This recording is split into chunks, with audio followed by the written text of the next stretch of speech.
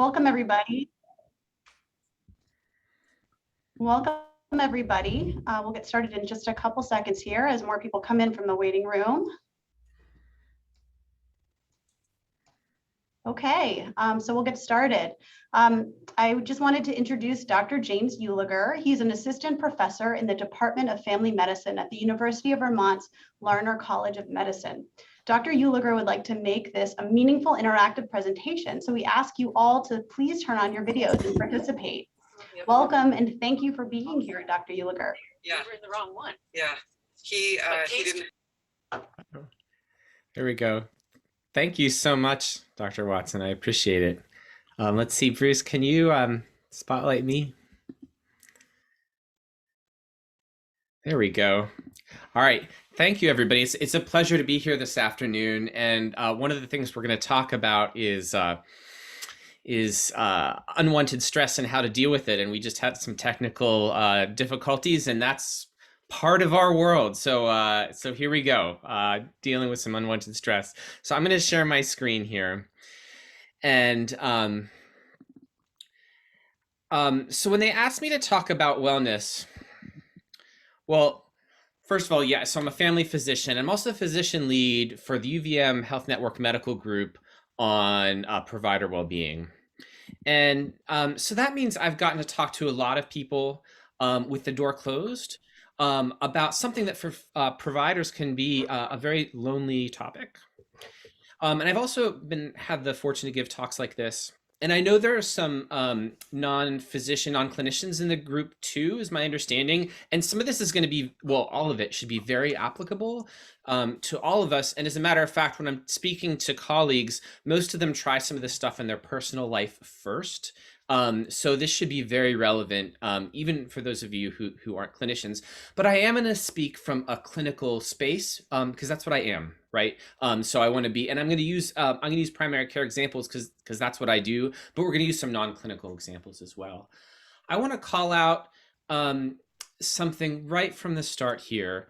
Well, two things actually. One is I gave a similar version of this talk for anesthesia at their conference about 6 months ago. And it was the same title, and I hoped by now I would be able to use a different title, but it'll get better soon, right? Sadly, that's still the right title. So we're still in the same place. I'll be curious how long I'm using this title. The second thing I want to call out, I think, is the most important thing. So we're going to be talking about resiliency in the context of provider burnout. And that is that can be dangerous waters. I want to be very clear about that, because when we have a physician burnout problem, and what does burnout mean? You know, we could talk about that if people want, but really it's not just burnout, it's depression, it's suicidal thoughts. One of the reasons this is very relevant for Women's Health Conference is the suicide rate for female physicians is twice that of the general population, which is a tragedy, of course. There are some data that say that the most at-risk people for physician burnout are early career female physicians, though I should call out that's not necessarily uniform. So we don't see that everywhere, but it's in a lot of data. But when we talk about resiliency, what are we saying? And what we're really saying is that the problem is us, right? So if we were just more resilient, then it would be okay. And I want to be very clear from the outset, that is not what I'm saying. I actually think that's a very damaging message to send.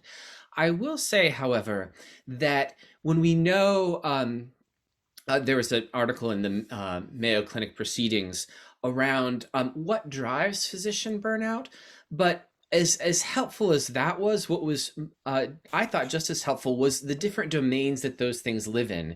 So what we can control, what our department can control, what our organization can control, and what is nationally controlled, right?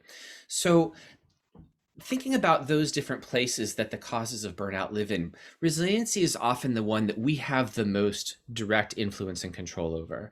But I'm not suggesting that that it's the whole story. Okay, that's very important. I have no conflicts or disclosures. I do want to give an acknowledgement to Dr. Sood, who's the executive director of the Global Center for Resiliency and Wellbeing. Dr. Sood, I had the fortune to attend a training from him on many of these topics, and I've put them into our own space. But he has spent years developing this at the Mayo Clinic. And he's a hematology oncologist by training.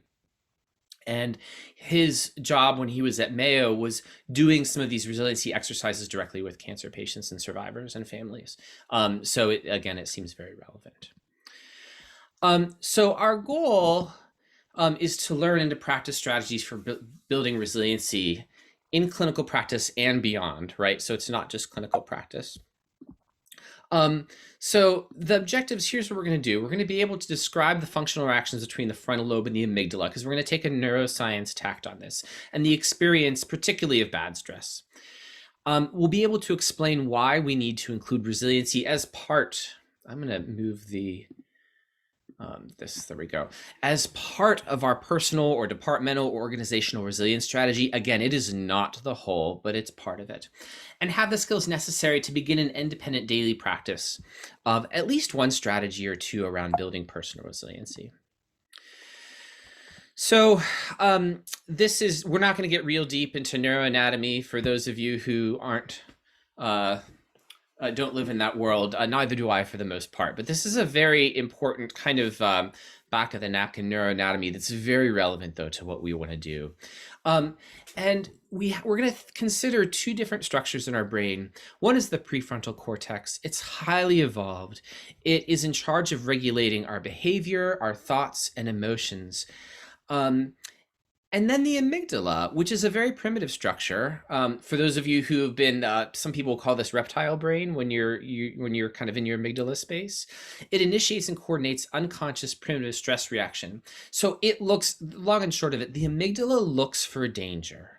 Its whole mission in life is to look for danger. Now that danger response can be downregulated by the prefrontal cortex. So very important. So the amygdala calls out some danger. The prefrontal cortex can say, no, that's not dangerous. But in truth, that even though that can happen, it comes at a very high energy cost. So imagine yourself, if you ever come home at the end of what was an unusually stressful day and felt very sleepy, right? And you might even think like, gosh, last night I had a little more sleep than I thought I did. And I've been exercising. We do all the right things in terms of sleep. And a particularly stressful day will actually make you physically tired. And this is why, because it's a big energy demand. We often think of, if you think of service workers, so medicine and nursing are good examples, but also teachers or restaurant servers, flight attendants.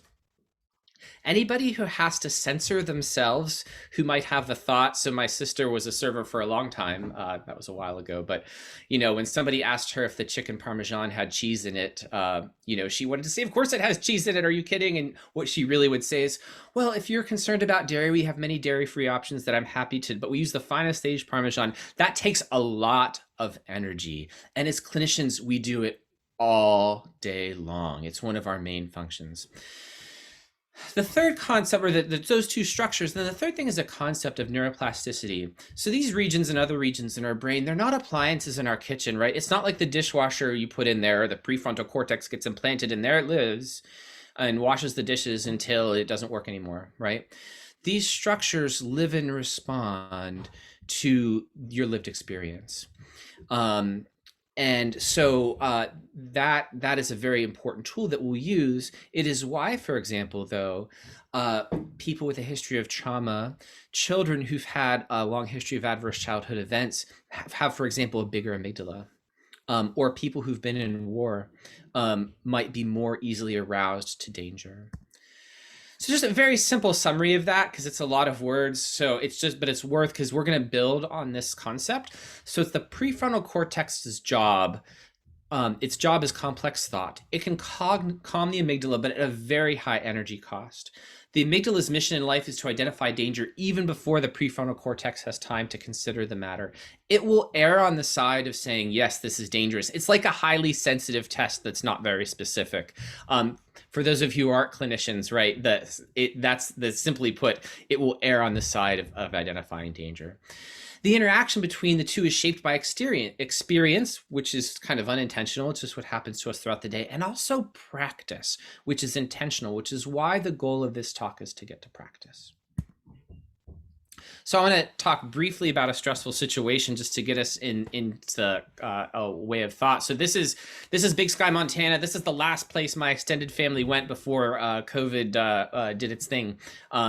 So most of the skiing here in Big Sky, Montana is done not this high. It's done much lower. But I have a preteen daughter at the time. Now she's 14. But I remember her looking up that. She said, "Daddy, I want to go up there."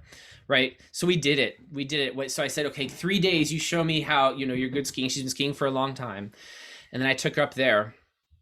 And I will tell you, when you get up there, it looks very different from the top than it looks like from the bottom. And to be honest, she froze. So we get to the top. She's completely intimidated. And so which part of her brain was in control? It was not her prefrontal cortex, right? And not only was her amygdala in control, she needed her prefrontal cortex to safely navigate a situation where she's never been in. So what did we do? I tried so the other thing, so I was her prefrontal lobe, right? I was her prefrontal cortex. And even though by and large, she as a young woman has a more active prefrontal cortex than I did at her age, because I'm 30 some years older than her. At the time, we were going to use my prefrontal cortex. So that was what we did. So I made a turn. I said, you know what? You know how to do this turn. So all she focused on was that turn. Yes, she did that turn. Then I did 2 turns. I said, you know how to do those 2 turns. So we took the amygdala out of the equation and put something that was very simple that her prefrontal cortex could grasp. We got all the way down that mountain. And at the end, even though it got a little easier, it got a little hard for her. Why? Because when your amygdala is trying to be in charge, it's a lot of work and very exhausting, as I've already said, to keep that prefrontal cortex in charge. The other thing, because we're going to switch this to a medical example, I did not send her to a place where she knew how to do this. It was a leap for her, but she's been skiing a long time. She had the skills needed. She had the right equipment. The conditions were favorable, right? There were all these other things besides her resiliency, which, though the resiliency is important, it's not the whole equation. So I want to go to another stressful situation. And again, I'm a primary care provider. So this is in my primary care world. This is a stressful situation. So I opened my afternoon schedule. Sorry, I have 4 kids and we're in the midst of Harry Potter world in the world. So this is the other world I live in. So for those of you who don't know who these people are, I will make some of it clear. So this is Dr. Potter's schedule, and he's got a lot of people on his schedule for the afternoon. And there's some particular stressors here. There's 4 people double booked at 4:30. Now, this whole practice of double booking, what it's saying is we can be in 2 places at once. We can't be in 2 places at once. It's not possible. And there's a little hyperbole here, like there's a little bit of over exaggeration, but not necessarily a lot for those of you who may be primary care providers. And the 4:45 patient, for those of you who know Harry Potter well, Bellatrix Lestrange, gosh, we work really hard. We love all our patients, but she needs more than a 15-minute visit. There's some mental health stuff there that's going to take a very long time to unpack and pack up. So that she is not a 4:45 patient. Gosh. And so I've been in rooms where we're trying to solve problems like this from an administrative standpoint. And sometimes the error we make is that, gosh, this doctor doesn't want to do this afternoon because it's a lot of work. And so it is a lot of work, I will tell you that, as most of you know. But I would take a very different lens to this. And it's really, and at the risk of being trite, it goes really back to the core of why we became physicians. And we became physicians to be healers and to do a good job. And as type A, as many of us are, we're not good at doing a bad job. And when we look at an afternoon like this, it sounds like hyperbole. It's not. It threatens our professional identity because we're not going to be able to give each of these patients what they need in an afternoon. And for those of you who aren't, maybe you're in a procedural or in some different area of medicine that might not have the same stressors, you can hopefully not, but you can imagine or identify those things that that really keep you from being your best professional self. And those things are going to be stressful. So, so we have to identify the source of the stress. Is it an expectation reality mismatch? Is it a lack of control? Is it a lack of meaning? I would say it's actually all those things. So letter A, expectation reality mismatch. I can't see 4 people at once. Lack of control. Yeah, I didn't make this schedule. And I'm going to, I would talk to the people who did, but I have to be gentle with them too, because they have their own stress that, they're trying to make the patients happy. And then lack of meaning. And there's the lack of, that's one of the biggest things, right? Is that how can I be true to who I am and still kind of make sense of the schedule? Can we eliminate this problem? We could call Ms. Lestrange and ask her to come in tomorrow morning. And maybe she'll say yes, but that may not be appropriate either too. So sometimes we have more control over the problem than we think we do sometimes. And so we're leaving the realm of resiliency there. So that's kind of a very important. I actually gave a talk to our maternal fetal medicine fellows earlier this week around how to exert some control over those things that we feel out of control over.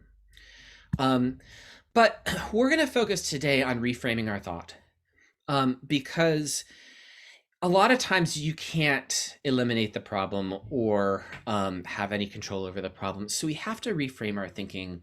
And it's around gratitude, compassion, meaning, forgiveness, and acceptance. And these are the things we're going to root the exercises in that we're going to go through. And I apologize, I'm going a little fast here because we had a late start and I want to get to some of the exercises. But it's really exercising in some of these spaces that will build the ability to hold on to ourselves a little bit better in an afternoon like this. So these are just those 5 principles.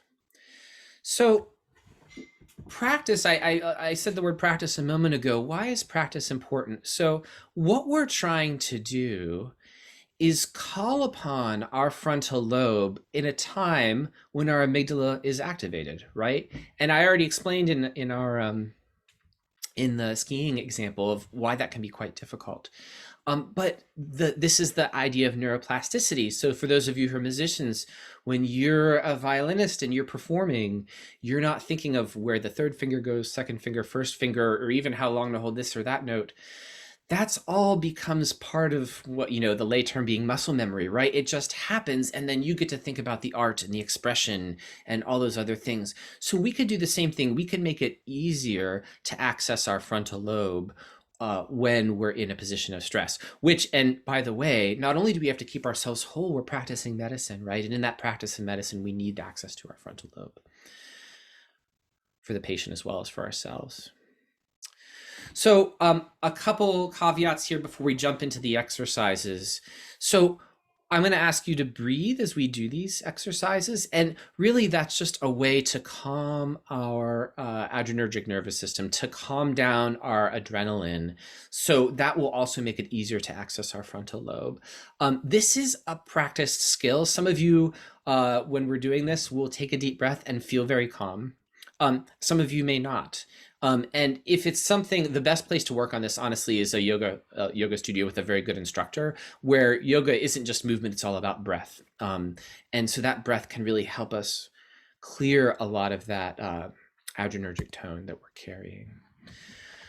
The structure for this is, as was alluded to earlier, was that I'd like this to be as interactive as possible. So the pre-COVID form of this is it's a 2-hour workshop where we're all in a room together, and we would go through an exercise, and then rather than sharing throughout the work, because there's some benefit to talking to somebody else about the experience of just this tiny little exercise, right? But that's a little bit difficult to do. So we'll be going into breakout rooms into pairs and sharing a little bit with each other. So I just want to call out a few things about that. One is that so I'd like to say, look, this is a safe place to share. I also believe very firmly that just because I, as the presenter, am saying it's a safe space doesn't necessarily make it a safe space. And some of us, almost all of us, I would say, have experienced trauma with a lowercase t at some point in our lives, if not certainly in the last 18 months. But some of us may have trauma with a capital T in our lives. So I am not suggesting that any of us dig into a deep, dark place and share that, okay? And some of us might find the exercise difficult. So as you meet to share with the partner, and the partners will be somewhat randomly assigned, the importance is not to bare your soul, right? That's not the appropriate use of this kind of space. It's just to talk about the exercise and maybe anything you noticed. And you don't have to name everything. And it's even okay to say, you know what, I found this exercise difficult. And this is why I had trouble engaging with it. So I want to make sure that stays as safe as possible. It is a very rich part of the presentation. When I give presentations and we can't do that sharing, we definitely lose something. So thank you for your patience with that.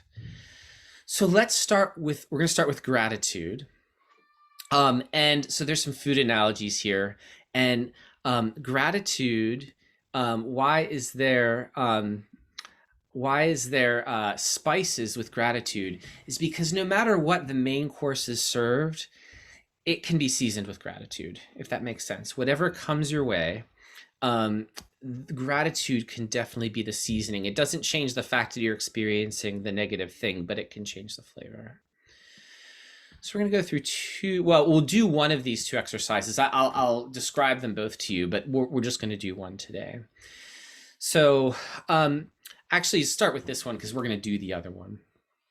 So in this example, we're not going to do it right now. I'm just going to explain it to you. So you would take a deep breath at a very calm place. Often first thing in the morning, it's before your amygdala takes control and starts running with the stress of the day. It happens very soon to most of us when we wake up in the morning. We could go through an exercise like this. Think of something really simple that you're grateful for. For me, it's water. That's a common one. Like, how many people in the world don't have safe drinking water, right? So simple. And then think about something very profound that you're grateful for. So this is my spouse who was brave enough to marry me years ago, and now we're on this amazing journey together. And that's more profound. And don't let that word profound make it seem like you have to this thing isn't profound enough, right? Just something that's maybe not quite as simple. Then think about something that might make your life more difficult that you're grateful for nonetheless. My daughter, when I was doing this, she goes, "Oh, that's like when my best friend moved away, and she was away for a year and then she moved back and I hated it, but it made us better friends in the end. I'm really grateful for that year that she spent away." And I'm like, oh my gosh, yeah, this is why you were ready to ski on that mountain, right? So this is a little bit more of a complex exercise. I would suggest we start with a simpler version if you're going to start this at home.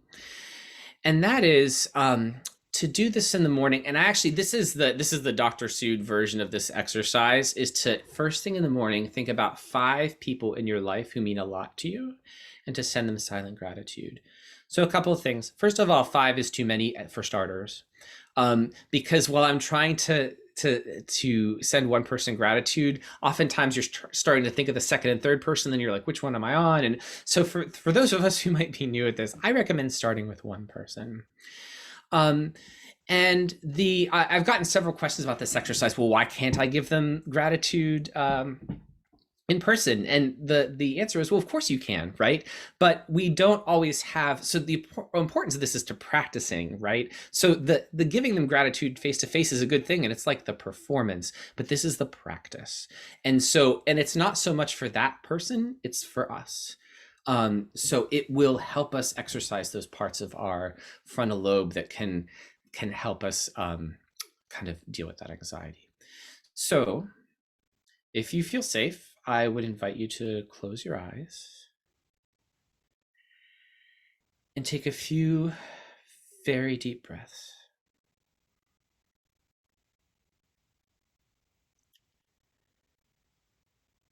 And when you're ready, think of one person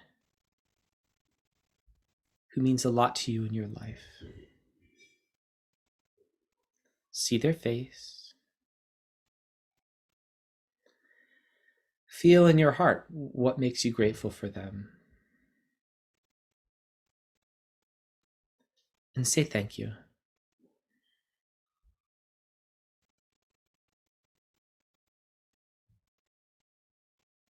Imagine for a moment how they may feel hearing that thanks.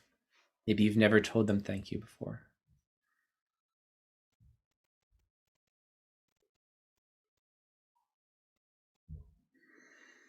Take another deep breath. Open your eyes if you chose to close them. So it's a very simple exercise. It's a good way to start our day. And if we can, may I ask the AV support folks, are we ready? Are we capable of having people go into rooms? Yes. How many? 2 people per room, is that correct? 2, and if there's 3 in some of them, that's okay too.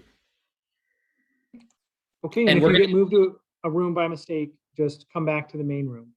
Okay, and we're just gonna give 3 minutes, and we're gonna just share with each other what they felt or didn't feel about that exercise. Okay, so 3 minutes.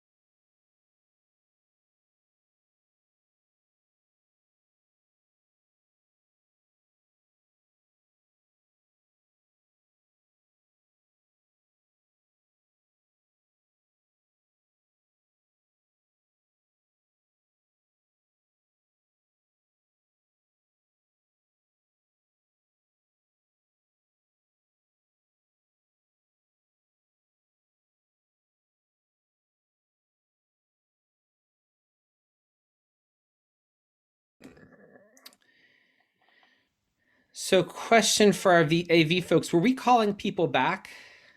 I just wanted to make sure that. So the rooms just got closed and they should all be coming back right now. Okay, great. I wanted to make sure, but I wasn't sure. And there has to be some shuffling too. When they all get assigned, but then I have to move people around because some people didn't get in the right room. So yeah, no, that's fine. That's fine. There's a little bit of that. Let me just see. So everybody should be back now, and I again, if we were in a smaller group in all in the same room, we might, make a few reflections together, and that would be the ideal way to present this. What I will share a couple reflections. One is one of the things that my partner and I talked about was how difficult it can be to take a deep breath with a mask on. And I thought that was such a beautiful reflection, and how difficult, one of the other stresses about this whole place that we're in right now. The other thing that I wanted to share that wasn't from our conversation, but it's relevant to this morning gratitude practice. So if we're not going to start the day with a gratitude reflection, what is the most common meditation by default many of us start our day with? And some of us might wake up and think, okay, I have to do this today or that today, or but I would gather that most of us, either at breakfast or in the car on the way to work or at some time, put on the news. And it's important. We need to be informed. We need all those things. But ultimately, especially today, I was going to say what sells newspapers. Nothing sells newspapers anymore. But what sells news is making things feel like threats, because our amygdalas are drawn to threat. Right, because we want to know what's the whole story. Like, oh my gosh, this political thing happened. Am I in danger now? Right? We totally get drawn in, and so I do suggest people take news fasts sometimes. I suggest that to my patients and my colleagues often. But at the very least, don't start your day out don't make that the capital place. That's the most important place, the start of your day. If you start with that difficult place that our country's in, it can set your day up for a difficult. So just another case for the morning gratitude practice. So we did the parent share. The next practice is compassion. And just so you know, if I don't know, some of you, I don't know if you have the slides or not, there's many exercises on here. We are not going to get to them all. And that's okay. Again, this kind of set of slides. I include all the exercises so that we can choose if something important comes up. But I'll go through some of the big ones. And then I want to leave time for questions and thoughts. But compassion, a couple of things about compassion. It's the main course. Okay, so and as a matter of fact, a lot of times when we're not doing well in our lives, I would go so far as to say it's because we've made something else the main course, right? Whether it's, financial gain, not that we don't want to, we want to make sure we're doing okay financially, or if our pride and ego, etc. If we really keep compassion as the main course, it's protective against burnout and other things. And so here I'm going to propose like one or two small compassion practices. I also want to pause and say this has been the subject of thousands of years of human thought and philosophy. And so we're giving it this tiny little space, but I do encourage people, if they come from a place that carries a wisdom about compassion, that to seek that out sometimes can be helpful for some people. So I want to honor that. We're going to skip this out of time. So we're going to talk about this compassion practice. Yes. We're going to talk about the 5-to-1 rule. And this is a beautiful thing, because this is something that in my study with Dr. Sood, he certainly came up with. But it's something that I love it when the different areas of research and our lived experience all come together, right? That's a beautiful thing. And so I would normally ask if anybody knows who this person is, but that person is John Gottman. And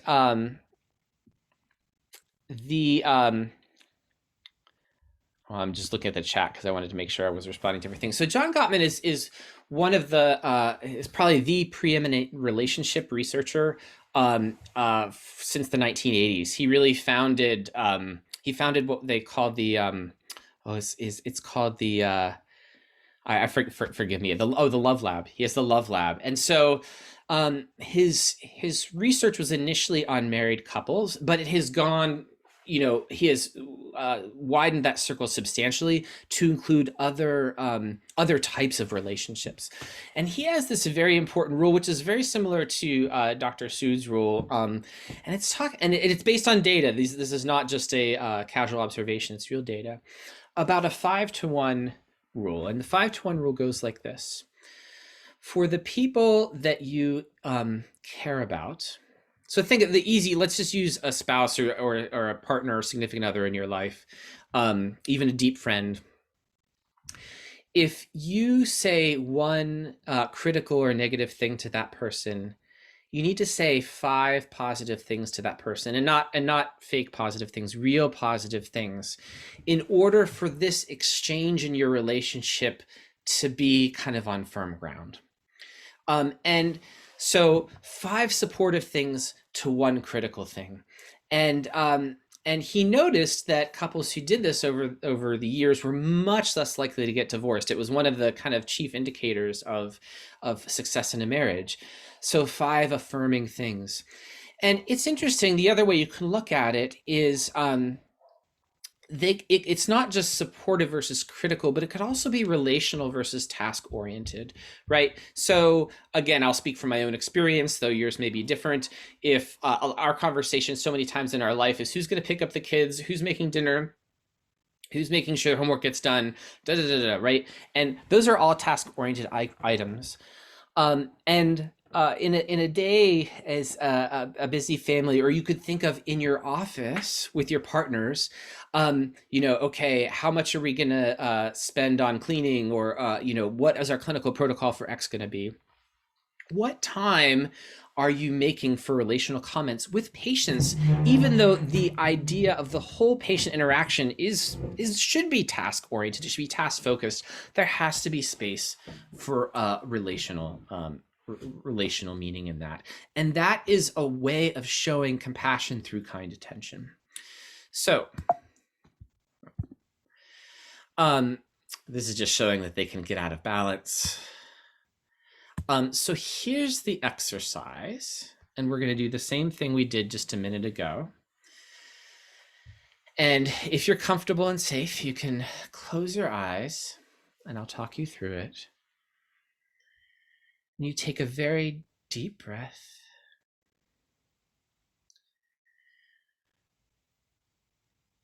And think of somebody you interact with regularly in a meaningful way. Be a partner at work, a partner at home, a friend, a child, coworker.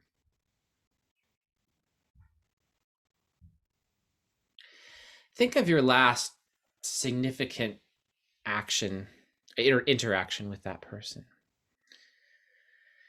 Consider the portion of your comments and conversation that were affiliative or relational, affirmative, versus those that were critical or task-based. We're doing this without judgment, not being hard on ourselves. We're just going to identify it and see it.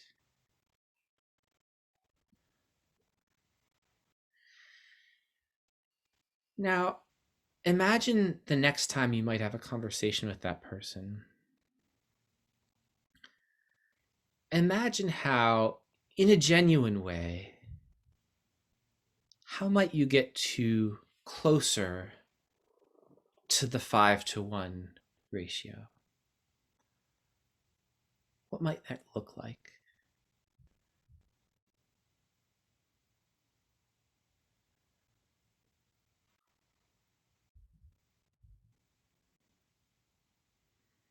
Notice how, as you imagine yourself speaking those affiliative words to the person, do you have any sensations in your body?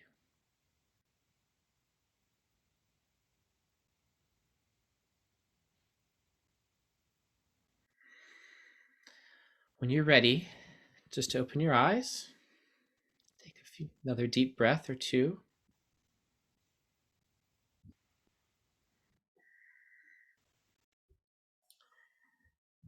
And again, let's just take 3 minutes to debrief that exercise with a partner, if we may. So I think it's Jason, if you could send us into our rooms.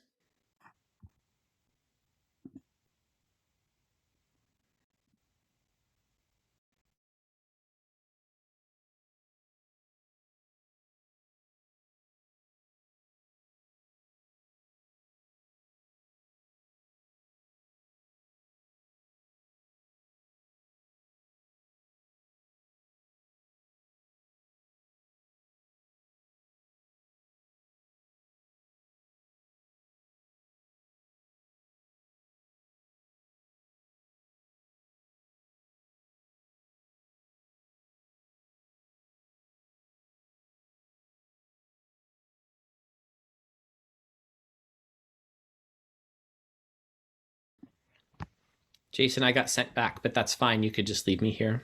I'm going to step away for just a second. Okay.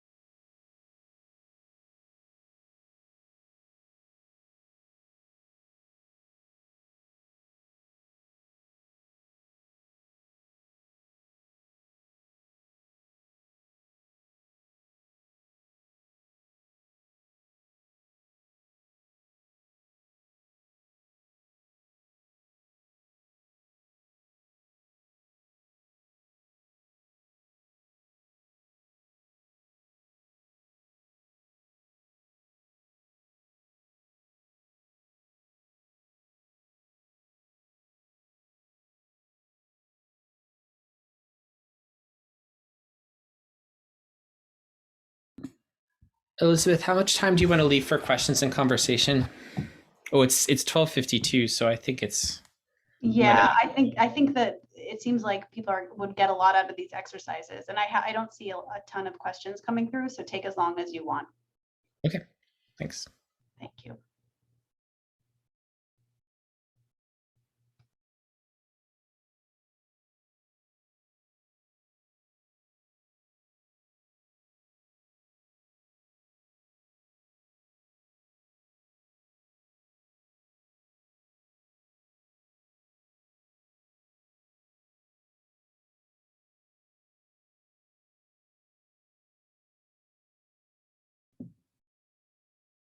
Are we still on? Yeah, we're back in the main room now.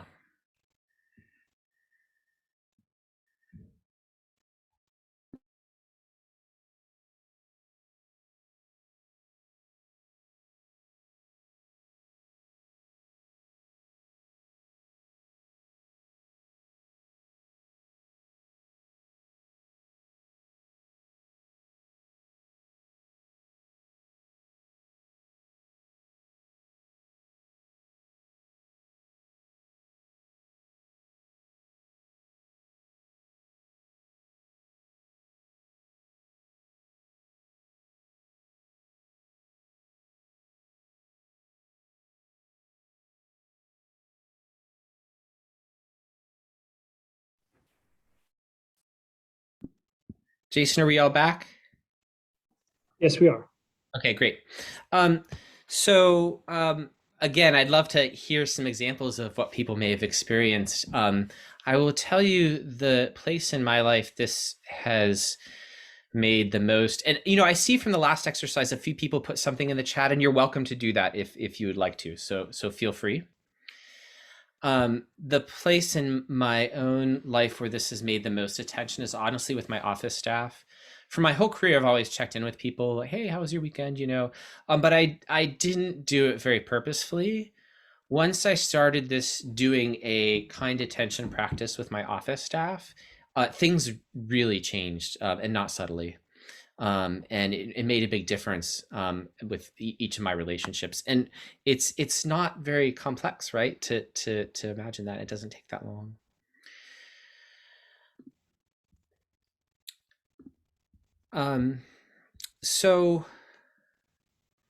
Oh no, Carol, nobody entered Carol's breakout session. Carol, if that happens again, you can just come back. Although I don't know that we're going to have time for another breakout session, because there's some important things. There's a few more exercises, but I'd rather kind of give a few more tools for people to work on their own, and then we can leave a little time for questions. This is the most, arguably, I've probably said this too many times. You can only have one most important thing, but I might have a few. This is the most important slide, I would say. Because here's the thing.